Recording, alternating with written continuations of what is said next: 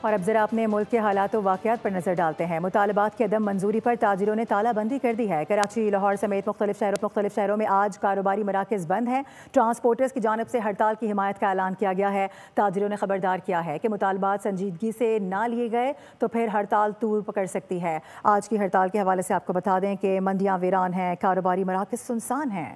FBR قوانین سے تنگ تاجر احتجاج پر کار بند ہو گئے، کاروبار بند کر دیا۔ گزشتہ رات لاہور چیمبر آف کامرس کے نمائندوں نے ہڑتال کا اعلان کیا۔ ہمارے مذاکرات کامیاب نہیں ہوئے، کوئی چیز ہمیں رائٹنگ میں نہیں دی گئی، اس لیے لاہور چیمبر اور دیگر چیمبر بھی ہڑتال کر رہے ہیں۔ کراچی میں دکانداروں سے لاؤڈ سپیکر پر دکانیں بند رکھنے کی اپیل کی گئی، جس کا عملی مظاہرہ بھی نظر آیا۔ منڈیاں سنسان اور بازار ویران دکھائی دیے، جس کا اندازہ ان مناظر سے لگایا جا سکتا ہے۔ دکانوں پر بھی شٹ ڈاؤن اور لاک ڈاؤن والی صورتحال ہے۔ کراچی چیمبر آف کامرس نے خبردار کیا کہ مطالبات سنجیدگی سے نہ لیے تو ہڑتال کا دورانیہ بڑھے گا۔ آج سب جانوں کا مشورہ یہ آیا کہ ہم کو اسٹرائک پہ جانا ہے، سیٹرڈے کو ہی اسٹرائک کرنی ہے۔ اگر ہمیں نیکسٹ میٹنگ میں کاغذ نہیں دیا گیا تو ہم اسٹرائک کا جو ہے دورانیہ بڑھائیں گے۔ الیکٹرانکس ڈیلرز بھی احتجاج میں شریک ہو گئے۔ ایک متفقہ فیصلہ ہوا ہے کہ کراچی میں بلکہ پورے پاکستان میں انشاءاللہ ہڑتال ہونے جاری ہے۔